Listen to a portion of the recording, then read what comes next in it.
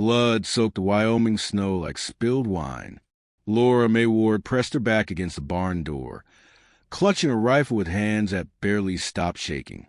3 riders sat their horses just beyond the fence line, black hats pulled low, eyes like winter stones. They'd come for Clayton.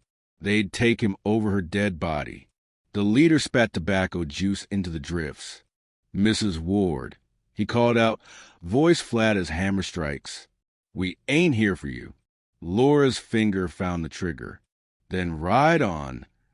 The wind howled across the plains like something dying. It swept through the skeletal cottonwoods and rattled the barn doors behind her. Snow began falling again, soft and steady, the kind that buried tracks and covered graves. She could hear the children inside the house. Rosie was crying. Eli stood at the window, his small face pressed against the glass. Micah hovered near the door, ready to fight with fists too young for the weight they carried. 3 months ago, none of this existed. 3 months ago, she was Laura May Hartwell, 18 and sold like livestock to a stranger. Clayton Ward, widowed rancher with 3 motherless children and a heart sealed shut by grief. He'd taken her because it was convenient. She'd married him because she had no choice. But somewhere between the first bitter Wyoming wind and this moment, everything had changed. It started with a fever, little Rosie burning hot as a branding iron, her small body shaking beneath worn quilts. Laura had held her through 3 sleepless nights, singing songs her own mother used to hum, washing the child's face with cool water, spooning honey and mint tea between cracked lips. When the fever finally broke, Rosie had whispered, "Thank you, Mama Laura." The words hit like lightning in a clear sky. Clayton had watched from the doorway. His gray eyes softened. Something shifted. Days turned to weeks. Laura learned to read his silence, the way he left notes by the stove. Rosy like cinnamon in her porridge. Use oak for better heat. Small kindnesses written in careful script. When she burned the bread, she'd find fresh loaves cooling by morning. When she forgot to stack firewood, it appeared beside the hearth like magic. The children began to trust her. Eli showed her where the chickens laid their eggs. Micah taught her to saddle a horse. Rosie crawled into her lap during thunderstorms. They were becoming something that felt like family. Then came the night by the creek. Laura had run into the snow, her heart broken by words she'd overheard. Clayton speaking to a neighbor just took her for convenience. No feelings involved. She'd wanted to disappear into the white wilderness. Freeze before spring could mock her with hope. He'd found her at dawn, knelt in the snow like a man seeking forgiveness. "I don't know how to love right," he'd whispered, "but you made this house breathe again." The tears came then, slow and freeing. In his arms, the winter cold melted away. Spring returned to Wyoming quietly. Green shoots pushed through melting snow. Clayton saddled 2 horses without explanation. "Ride with me," he said simply. He led her to a clearing carpeted in wildflowers. Golden poppies swayed in the wind. Purple asters nodded in the breeze. Beneath a twisted oak tree sat a small stone marker. "Clara Ward, beloved wife and mother. She used to bring the children here," Clayton said. Said this field made her believe in heaven. From his coat pocket, he pulled a string of yellow pearls. "Belonged to my mother. She gave them to Clara on our wedding day." His hands trembled as he offered them. "I want my children to grow up calling you mother." Laura took the pearls with shaking fingers. When she looked back at Clayton, her eyes were full of something neither dared name, but both understood completely. The wedding was small, wind rustling through wildflowers, sun warming the soft earth. Laura wore simple ivory, the pearl necklace at her throat. The children stood beside them. Rosie clutched her bouquet upside down. Micah straightened his crooked tie. Eli grinned like Christmas morning. Clayton took her hands beneath the oak tree. "I buried my heart under this tree," he said, "but you came and made it bloom again." When they kissed, petals swirled around them like confetti. For the first time in years, the house felt like home. But happiness in Wyoming came with a price. The trouble started with Micah's accident. A spooked Mustang had kicked the boy senseless. For 4 days, he lay still as death. Laura sat by his bed, reading scripture and whispering prayers. Clayton blamed himself, paced like a caged wolf. "He's just a boy," he'd muttered. "I wanted to make him strong, but I broke him." On the 4th night, Laura leaned close to Micah's ear. "You're not allowed to give up on us," Micah warned. "Not when we finally learn how to love again." His hand twitched. His eyes fluttered open. With a weak, raspy voice, he asked, "Mama, did you cry for me?" The word "Mama" struck like thunder. Clayton staggered against the wall, pressing a fist to his chest. The boy had come back. More than that, he'd chosen her. Word spread through the territory like wildfire. Clayton Ward's mail-order bride had saved his son, brought life back to a dead house, made a broken family whole again. Most folks smiled and nodded approval, but some faces turned hard with envy and malice. Jake Brennan had wanted the Ward Ranch for years, coveted the water rights and grazing land. He'd made offers Clayton refused. Now he saw weakness, a soft woman and wounded children. He gathered his brothers and started making threats. It escalated when Laura's uncle came calling on their wedding day. The old man who'd sold her like livestock arrived with hat in hand and shame in his eyes. "I did you wrong, girl," he'd whispered. Laura forgave him, but Brennan heard about the visit, started spreading poison. "That Ward woman ain't even from here. Came from nothing. Got ideas above her station." The threats came next. Notes nailed to fence posts. Cattle found shot and bleeding. Windows broken in the night. Clayton tried to shield her from the worst of it, but Laura saw the hard lines around his eyes, the way his hand rested on his gun belt, the careful way he watched the horizon. Now the Brennan brothers sat their horses in the snow.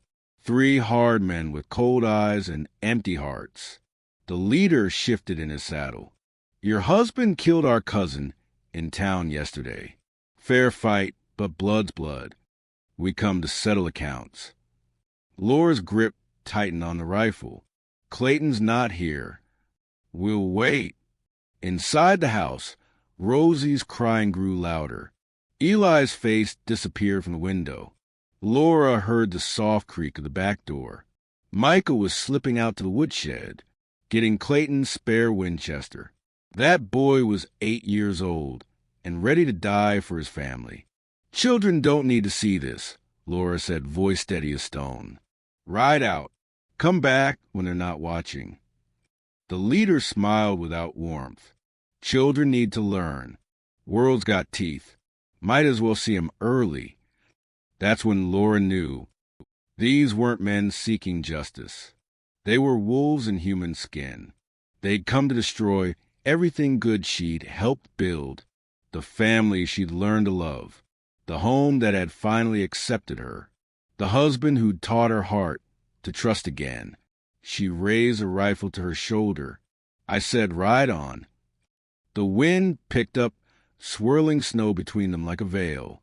The leader's hand dropped to his gun. His brothers flanked him, spreading wide like hunting wolves. Behind her, Laura heard the soft click of a hammer being pulled back. Micah, brave as his father, ready to stand with her. "Last warning," she called out, voice carrying across the frozen yard. The leader's smile turned cruel.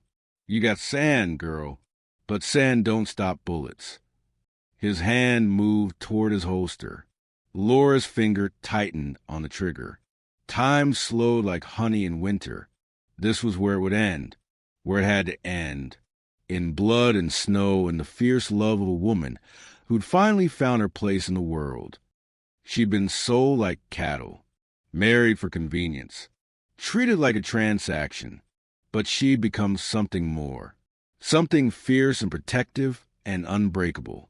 She was Laura May Ward, wife, mother, guardian of this hard-won happiness. And she'd die before she let them take it away. The shot never came. As Laura's finger tightened on the trigger, a fourth rider emerged from the tree lean. Clayton Ward sat tall in his saddle, Winchester resting across his thighs. His gray eyes were calm as winter stone. Behind him rode Sheriff Tom Morrison and 2 deputies. Badge gleamed silver against the morning snow. The Brennan brothers went still as death. Their leader's hand froze inches from his gun. "Ward," he spat, "figured you'd run like you did in town." Clayton dismounted slow and deliberate. "I don't run from anything, Jake. Never have." He walked to Laura's side, placed a gentle hand on her rifle barrel. "Lower it, darling. Law's here now." Sheriff Morrison rode forward, his weathered face hard as granite. "Jake Brennan. Tom Brennan. Pete Brennan. You're under arrest for terroristic threats, cattle killing, and attempted murder." His deputies flanked him, hands resting on gun butts. "Dismount and surrender your weapons." Jake's face twisted with fury. "This ain't over, Ward. You and your bought woman."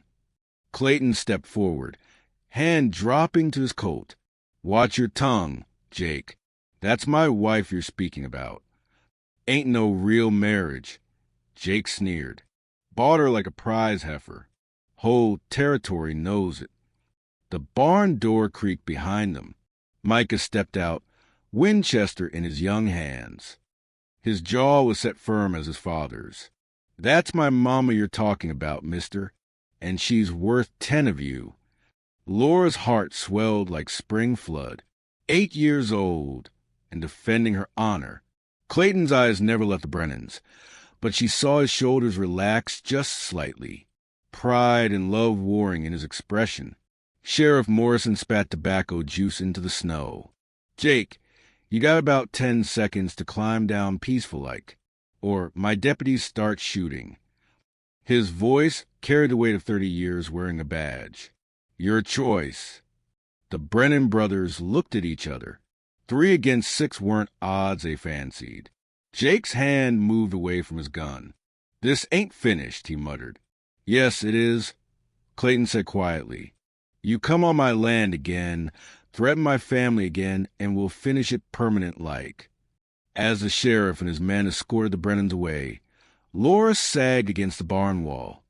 The rifle slipped from her numb fingers. The danger was past, but her body shook like autumn leaves. Clayton gathered her into his arms, held her close while Micah wrapped himself around her waist. "It's over," Clayton whispered against her hair. "They're done. Won't be back." That evening, the whole family sat around the kitchen table. Rosie perched on Laura's lap, small fingers playing with the pearl necklace. Eli helped serve the stew, chest puffed with importance. Micah sat straighter, wearing the knowledge that he'd stood ready to protect his mother. Clayton reached across the table, took Laura's hand. "I'm sorry you had to face them alone. Should have been here." "I wasn't alone," Laura said softly. "Had my children with me." The word came natural now.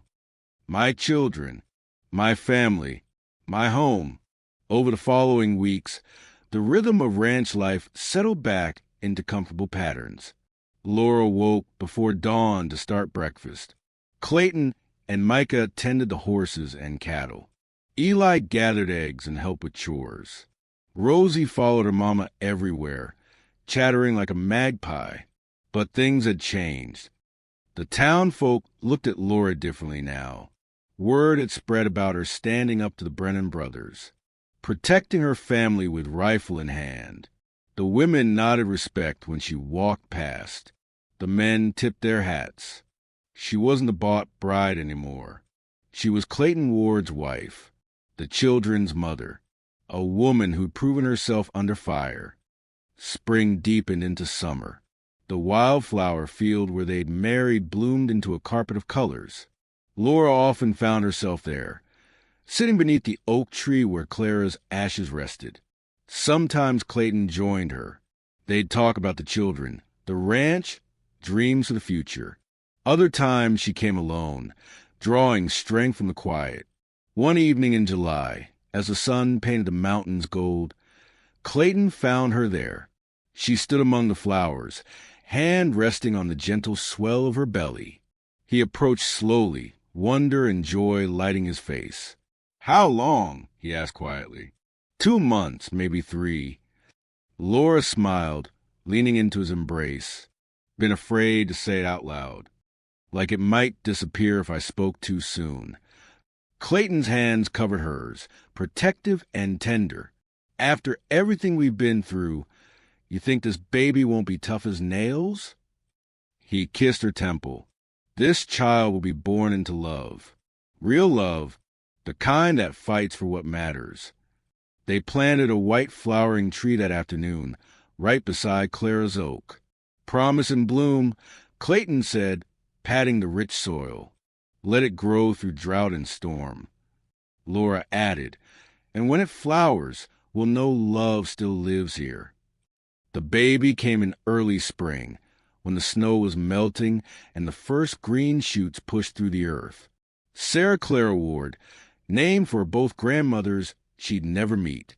She had Clayton's gray eyes and Laura's stubborn chin. When Rosie first held her baby sister, she whispered, "She's beautiful, Mama, just like you." At 6 months, Sarah laughed at everything. Eli's funny faces, Micah's gentle tickling, Rosie's off-key singing. She was the sunshine that completed their circle. The final piece of a puzzle that had taken years to solve. The children grew strong and confident. Micah learned to read the weather and track game like his Apache neighbors had taught him. Eli could gentle the wildest colt with patience and soft words. Rosie mothered every creature on the ranch, from the barn cats to the chickens to her baby sister. Laura learned the land like scripture, which meadows stayed green longest, where the best fishing holes hid, how to read the sky for signs of weather. The ranch became part of her bones, settled deep as winter frost. Clayton aged into contentment. The hard lines around his eyes softened. He laughed more, worried less. In the evenings, he'd sit on the porch with Sarah on his knee, watching the older children play in the yard. Laura would join them, leaning against his shoulder while the sunset painted the sky in shades of peace. The Brennan brothers never returned. Jake died in a saloon fight 2 counties over. Tom disappeared into the territories. Pete took up farming and never mentioned the Ward family again. The threats and fear became just another story told around winter fires. Years passed like pages in a well-loved book. The white flowering tree grew tall and strong beside Clara's oak. Every spring it burst into bloom, covering the ground with petals like snow. The children married and started families of their own. Grandchildren played in the same yard where their parents had learned to love. Laura's hair went silver early, a crown of wisdom earned through hard winters and harder choices. Clayton's hands grew gnarled with arthritis, but they still held hers with the same gentle strength. They'd sit on the porch in the evenings, watching the sun set over land they defended and tended and loved. "Do you ever think about how different it could have been?" Laura asked one quiet evening, Sarah's children playing at their feet. Clayton considered the question, eyes fixed on the horizon. "Every day. But I can't imagine any other path leading us here." He squeezed her hand. "You were supposed to be convenient. Turned out to be everything." The wind stirred the cottonwoods, rustled the grass in the meadow. Somewhere in the distance, cattle lowed softly. The sound of prosperity and peace. Of a life built on love instead of convenience. As full dark settled over the Wyoming Valley, Laura looked out at the land that had tested and shaped and finally accepted her. The house where she'd learned to be a mother. The barn where she'd stood ready to die for her family. the field where wildflowers bloomed over the ashes of the past. She'd been sold like cattle at 18, married to a stranger in a land that didn't want her. But she becomes something greater than the sum of her circumstances. Wife, mother, guardian, home. The night sky spread above them like a quilt sewn from stars. Laura closed her eyes and listened to the sound of her world. Children laughing, Clayton's steady breathing, the whisper of wind through grass, the quiet symphony of a life well lived. In the distance, a coyote called the moon, lonesome and wild, free,